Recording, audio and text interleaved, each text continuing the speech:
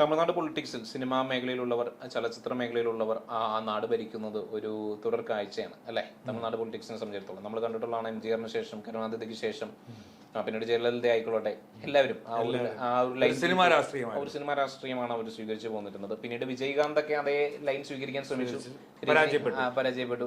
എന്നാലും പിന്നെ അവരൊക്കെ വിജയിച്ചിട്ടുണ്ട് കേട്ടോ, അവരൊക്കെ നിർത്തി സ്ഥാനാർത്ഥികളൊക്കെ വിജയിപ്പിച്ചെടുത്തിട്ടുണ്ട്. അല്ല, എന്നാലും നമ്മൾ മറ്റൊരു കരുണാനിധിയെ പോലെയോ ജയലളിതയെ പോലെയോ ആകാൻ കഴിഞ്ഞിട്ടില്ല. അതിനുശേഷം പിന്നീട് നമ്മൾ കണ്ടുവരുന്നത് നമ്മുടെ കമൽഹാസൻ, രാജ്യസഭയിലെത്തിയിട്ടുണ്ട്. അതിനുശേഷം ടിക്കറ്റിലല്ലേ? അതെ അതെ. പിന്നെ അതിനുശേഷം രജനീകാന്ത് അല്ല, അത് അവസാനിപ്പിച്ചു, അദ്ദേഹം മതിയാക്കിയത്. രാഷ്ട്രീയം എല്ലാ ചട്ടക്കൂടൊക്കെ ഒരുക്കി വെച്ചപ്പോൾ മനസ്സിലായി നാളിതുവരെ ഉണ്ടായ സകല ഇമേജ് നഷ്ടപ്പെട്ടത് മനസ്സിലാക്കിയപ്പോൾ അദ്ദേഹം അത് ഉപേക്ഷിച്ചു. അതെനിക്ക് തോന്നുന്നു ശക്തമായിട്ട് അദ്ദേഹത്തിനെ കൂടെ ഉപദേശിക്കാൻ ആൾക്കാരുണ്ടായിട്ട് മാത്രമാണ്. മാത്രമല്ല, ഒരിക്കൽ ജയലളിതയെ പിന്നെ തമിഴ്നാട് മുഖ്യമന്ത്രി ആയിരിക്കുന്ന സമയത്ത് രജനീകാന്തിനെ അവിടെ അടിച്ചിട്ടുണ്ട് കേട്ടോ. റൗണ്ട് ഇട്ട് അടിച്ചിട്ടുണ്ട്. സൂപ്പർ സ്റ്റാർ ആയിരിക്കും. അന്ന് അത് തടഞ്ഞത് തമിഴ്നാട്ടിൽ, എനിക്ക് അദ്ദേഹത്തിന്റെ പേര് വിട്ടുപോയി. പിന്നെ അതായത് തമിഴ്നാട് നാളെ കത്തണ്ടെന്നുണ്ടെങ്കിൽ മര്യാദയ്ക്ക് എനിക്കൊരു തമിഴ് സംവിധായകൻ തന്നെയാണത്, തമിഴ് സിനിമാ സംവിധായകൻ തന്നെയാണ് പറഞ്ഞത്, നിർത്തിക്കോളാൻ പറഞ്ഞത്. ഇപ്പം നിർത്തിക്കോളം എന്ന് പറഞ്ഞ ജയലളിത വിളിച്ചിട്ട്, ഇല്ലെന്നുണ്ടെങ്കിൽ നാളെ തമിഴ്നാട് നിന്ന് കത്തുമെന്ന് പറഞ്ഞു. അങ്ങനെ പരിക്കുകളോട് കൂടിയാണ് അന്ന് രജനീകാന്ത് മരിച്ചു പോകേണ്ടതാണ്. അങ്ങനെ തമിഴകത്ത് സംഭവിച്ചിട്ടുണ്ട് കേട്ടോ. ഞാൻ ചോദിക്കുന്നത്, ഇന്നിപ്പോൾ വിജയ് അതേ പാത പിന്തുടരാൻ തീരുമാനിച്ചിരിക്കുകയാണ്. എത്രമാത്രം സക്സസ്ഫുൾ ആവും വിജയ്, എത്രമാത്രം വിജയിക്കും അതിൽ എന്ന് തോന്നുന്നുണ്ടോ? കാരണം വിജയെ സംബന്ധിച്ചിടത്തോളം അധികാരത്തിലേക്ക് എത്തുക, അധികാരത്തിന്റെ ഒരു ഭ്രമം എന്ന് പറയുന്ന ഒരു പ്രത്യേക ഭ്രമമാണല്ലോ.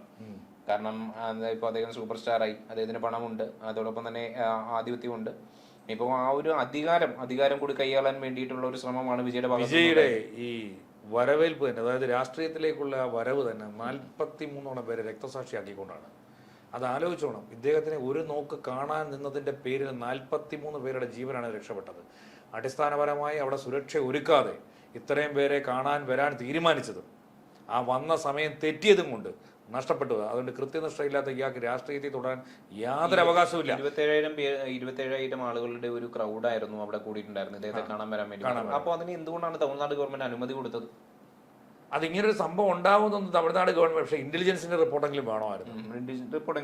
അല്ല അങ്ങനെ ഒരു സംവിധാനം ഉണ്ടായിരുന്നെങ്കിൽ അതിനെ സംബന്ധിച്ച് ആദ്യം ചോദ്യം ചെയ്യേണ്ടതും അതിനെ വേണ്ടുന്ന ക്രമീകരണങ്ങൾ കൊടുക്കേണ്ടത് ആരുടെ പാർട്ടിയാണ്? തമിഴ്നാട് ഗവൺമെന്റ് സ്റ്റാലിന്റെ പാർട്ടിയാണ്. പക്ഷെ ആരതിന് റിക്വസ്റ്റ് കൊടുക്കണം?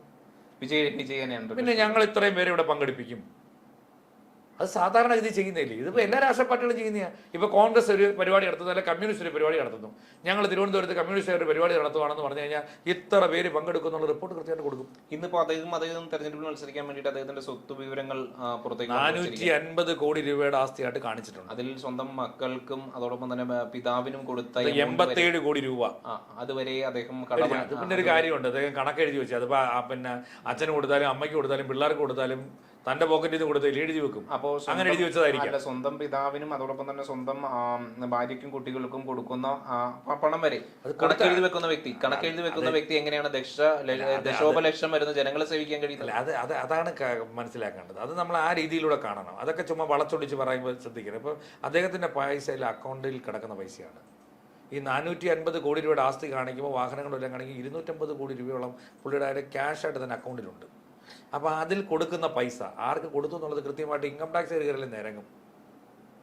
ആർക്ക് കൊടുത്തു എന്നുള്ളത്, അച്ഛൻ കൊടുത്താലും അമ്മ കൊടുത്താലും മോള് കൊടുത്താലും ആശുപത്രി കൊടുത്താലും അത് കാണിച്ചേ പറ്റൂ.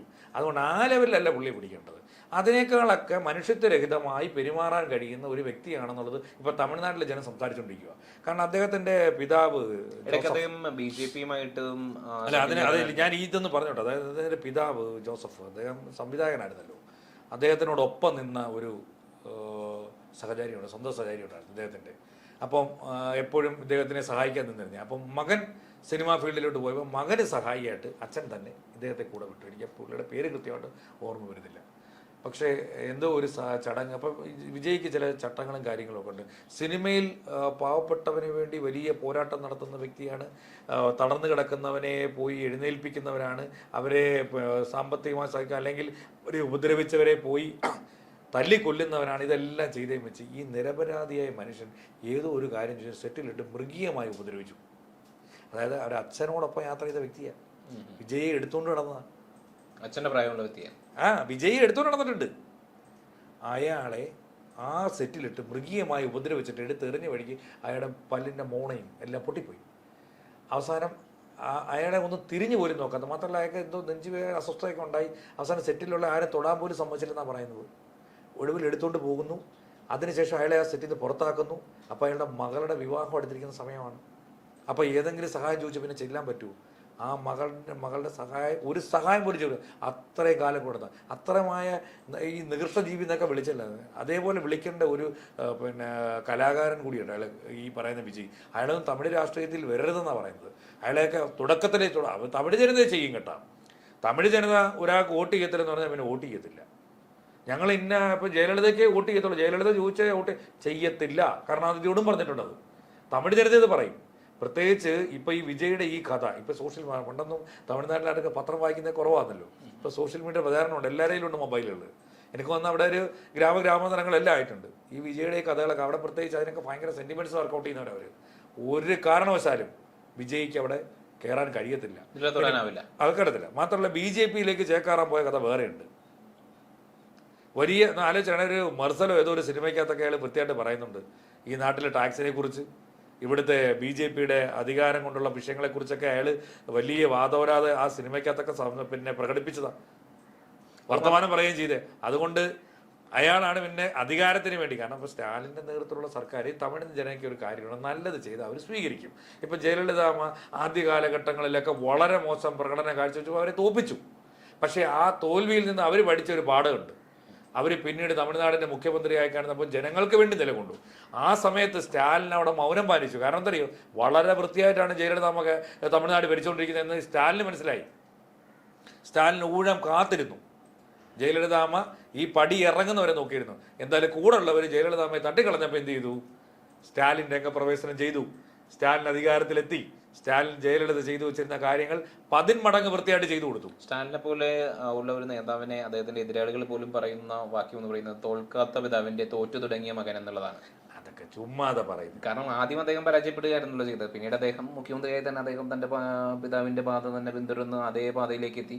ഇനിയിപ്പോ വരുന്ന തെരഞ്ഞെടുപ്പിലും തമിഴ്നാട്ടിൽ പോയിട്ടുണ്ടോ? അല്ല, ഇനി വരുന്ന തെരഞ്ഞെടുപ്പ് അർജുൻ തമിഴ്നാട്ടിൽ പോയിട്ടുണ്ട്. ഞാൻ തമിഴ്നാട്ടിൽ ഇഷ്ടംപോലെ പ്രദേശങ്ങളിൽ പോയിട്ടുള്ള ആളാണ്. അവിടെയൊക്കെ എവിടെ ചെന്ന് വെച്ചാൽ ഒരു വാക്ക്, അവിടെ എടപ്പാടി പളനിസ്വാമി, പിന്നെ ഒരു പനീർ സെൽവം എന്ന് പറഞ്ഞൊരു സാധനം ഉണ്ടായിരുന്നു. വെറുതെ ജയലളിതാമ്മ എപ്പോഴെങ്കിലും ഒക്കെ ഓരോ കേസിൽ അകത്താകുമ്പോഴൊക്കെ എങ്ങനെയുണ്ട് അവിടുത്തെ ജനങ്ങളുടെ സാമ്പത്തിക സ്ഥിതി എങ്ങനെയുണ്ട്? അവരെല്ലാം ഭയങ്കരമായിട്ട് കഠിനാധ്വാനികൾ, എല്ലാവരിലും പൈസയുണ്ട്, എന്തെങ്കിലും ജോലി ചെയ്ത് അവരെപ്പോഴും അവരാർക്കും ഈ ഭിക്ഷ എടുക്കാനായിട്ട് കുറേ പേരൊക്കെ ഇവിടെ പണ്ട് വരുമായിരുന്നു കേട്ടോ. പക്ഷെ അവർ ബേസിക്കലി അവർ കേരളത്തെ പോലെ ഒരു സ്റ്റാൻഡേർഡ് നമ്മളിവിടെ കേരളത്തെ പോലെ ഒരു സ്റ്റാൻഡേർഡ് ഓഫ് ലിവിംഗ് തമിഴ്നാട്ടിൽ നമുക്ക് കാണാൻ കഴിയും? ഒരിക്കലും ഇല്ലല്ലോ. എനിക്ക് കാണാൻ കഴിഞ്ഞിട്ടില്ല. എനിക്കൊരു ഗ്രാമപ്രദേശങ്ങളിൽ ഞാൻ സന്ദർശിച്ചിട്ടുണ്ട്. അപ്പൊ എനിക്ക് കാണാൻ കഴിഞ്ഞില്ല. അവരെല്ലാം കർഷകരാണ്. നമ്മളിവിടെ രാവിലെ ഇപ്പൊ അർജുന്റെ പോക്കറ്റ് പൈസ ഉണ്ടാകുന്നത് രാവിലെ അവിടെ നിന്ന് കളച്ചോണ്ട് വരുന്ന സാധനം അല്ല എടുത്ത് വെച്ച് കഴിക്കുന്നത്. തമിഴ്നാട്ടിൽ നിന്ന് ഇങ്ങോട്ട് വരുന്ന ഉള്ളിയും കിഴങ്ങും അതുപോലെ തന്നെ വെണ്ടയ്ക്കൊക്കെ വെച്ചിട്ട് അവിടെ ചെയ്യുന്ന ഇവിടെ ഉത്പാദിപ്പിക്കുന്നതല്ല. ആ പാവപ്പെട്ട കർഷകർ അവിടെ കിടക്കുന്ന കഷ്ടപ്പെട്ട് ഉപഭോഗം മാത്രം നടത്തുന്നവരാ നമ്മള്.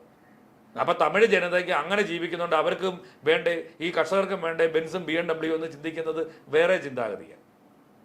അല്ല, ഞാൻ സാമ്പത്തികമായിട്ട് ഞാൻ കണ്ടിട്ടുള്ള ജനങ്ങൾ എന്ന് പറയുന്നത് അവിടെ തരിപ്പണമായിട്ടുള്ള ഒരുപാട് ജനങ്ങളെയാണ് ഞാൻ കണ്ടിട്ടുള്ളത്. പിന്നെ സിറ്റി കേന്ദ്രീകരിച്ചുകൊണ്ട് മാത്രമാണ് വികസനം.